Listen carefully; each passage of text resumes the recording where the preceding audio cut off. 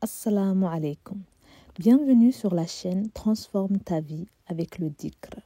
Dans cette vidéo, nous allons découvrir comment ce dhikr et la foi peuvent transformer notre vie. L'histoire que je vais partager est inspirante. Elle nous rappelle que peu importe la situation difficile dans laquelle nous nous trouvons, juste en nous rapprochant d'Allah, toutes les portes de la bénédiction et de sa miséricorde s'ouvrent à nous. Restez jusqu'à la fin de la vidéo et laissez-vous inspirer, Inch'Allah. Comme beaucoup de gens, cet homme avait un rêve, celui d'ouvrir sa propre entreprise. Avec l'enthousiasme d'un jeune entrepreneur, il a pris des prêts pour financer son projet. Il pensait que tout irait bien. Mais la réalité a été bien plus difficile que prévu. Les mois passaient, les affaires ne marchaient pas comme il l'avait imaginé, et la dette s'accumulait. Au fil du temps, il se retrouvait avec une dette de 130 000 €, un fardeau énorme qu'il n'arrivait plus à gérer. Les créanciers frappaient à sa porte. Et la peur de perdre tout ce qu'il avait accumulé se faisait de plus en plus grande. Il se sentait désespéré. Les journées étaient longues et remplies de stress. Il ne trouvait pas de solution à sa situation. Il se réveillait chaque matin avec la même pensée. Comment vais-je faire pour rembourser cette énorme dette ? Les nuits étaient également hantées par cette inquiétude constante. Son entreprise continuait à perdre de l'argent et les créanciers devenaient de plus en plus impatients. Un jour, alors qu'il se trouvait dans une grande détresse, il se rendit à la mosquée pour prier et demander conseil à l'imam. Il avait besoin d'une réponse, d'un signe, de n'importe quelle forme d'aide.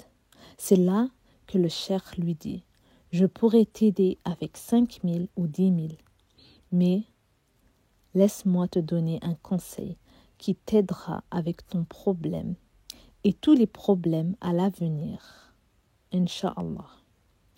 Et c'est l'istighfar, cette pratique qui consiste à demander pardon à Allah, à se repentir de ses fautes. Il lui expliqua que même face aux épreuves les plus difficiles, l'istighfar reste la clé.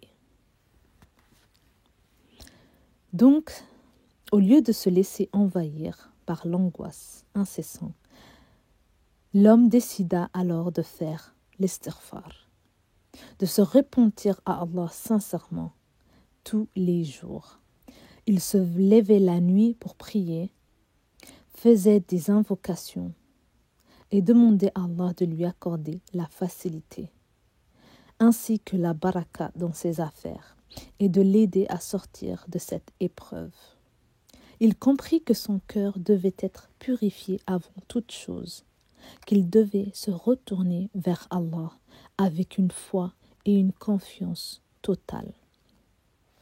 Faut savoir que l'istighfar est une forme de purification du cœur et un moyen d'attirer la miséricorde d'Allah. En demandant pardon, il savait qu'il ne pouvait pas tout contrôler, mais qu'il devait mettre sa confiance en celui qui contrôle tout. Les semaines passèrent et au fur et à mesure qu'il persévérait dans son istighfar, un changement commença à se produire. Il avait la sensation que les choses commençaient à s'améliorer lentement mais sûrement. Ce qui semblait impossible devenait peu à peu possible. Un matin, il reçut un appel qu'il n'attendait plus. L'un de ses clients, qu'il n'avait pas vu depuis longtemps, l'appelait pour lui annoncer qu'il voulait reprendre contact avec lui et investir dans son entreprise. Mais ce n'était pas tout.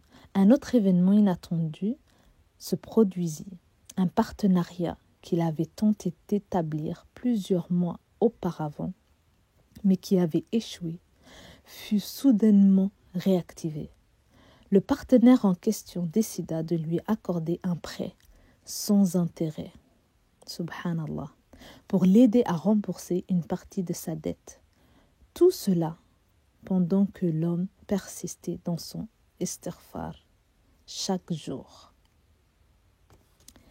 En poursuivant son istighfar et bien sûr ses efforts sincères, car maintenant il était guidé par Allah subhanahu wa ta'ala, l'homme a vu sa situation s'améliorer progressivement. Il parvient à réorganiser ses finances, à trouver des solutions créatives pour rembourser ses créanciers. Et surtout, il comprit que sa relation avec Allah était la clé de tout. Sa confiance en Allah grandit à mesure qu'il voyait les signes de sa miséricorde se manifester dans sa vie. L'homme savait qu'il devait continuer à faire preuve de persévérance, à travailler tout en restant humble et reconnaissant envers Allah, son Créateur, pour les bénédictions qui se présentaient à lui.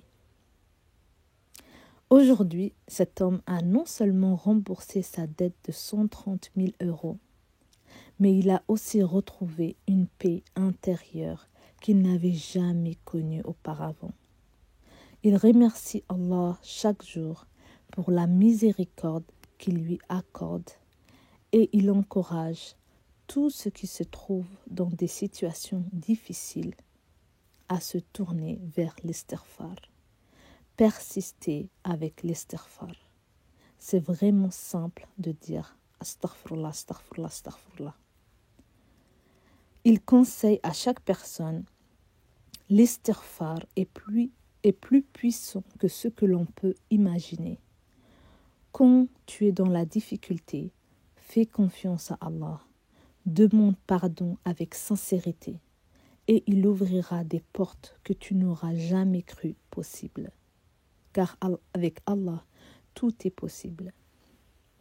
Pour conclure, cette histoire est un véritable témoignage de l'importance de la simple invocation astaghfirullah et de la foi en Allah. Elle nous montre que peu importe l'ampleur des difficultés que nous rencontrons, tout est possible. Persévérance, sincérité et confiance en Allah.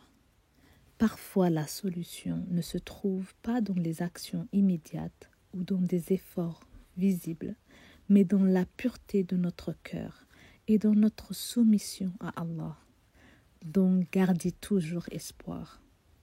L'istighfar est un acte simple, mais il a le pouvoir de transformer des vies. C'est en l'expérimentant qu'on comprend. N'oublions jamais que dans nos moments de crise, Allah est toujours là, prêt à nous tendre la main, pourvu que nous lui demandions pardon avec un cœur pur, un cœur sincère. Et sachez que nous avons tous besoin de demander pardon à notre Créateur, car on est tous des êtres humains. Nous faisons des erreurs, des péchés, consciemment ou inconsciemment. On arrive donc à la fin de l'histoire d'aujourd'hui. Abonnez-vous pour ne pas manquer les prochaines vidéos inspirantes, Inch'Allah. Assalamu alaikum wa rahmatullahi wa barakatuh.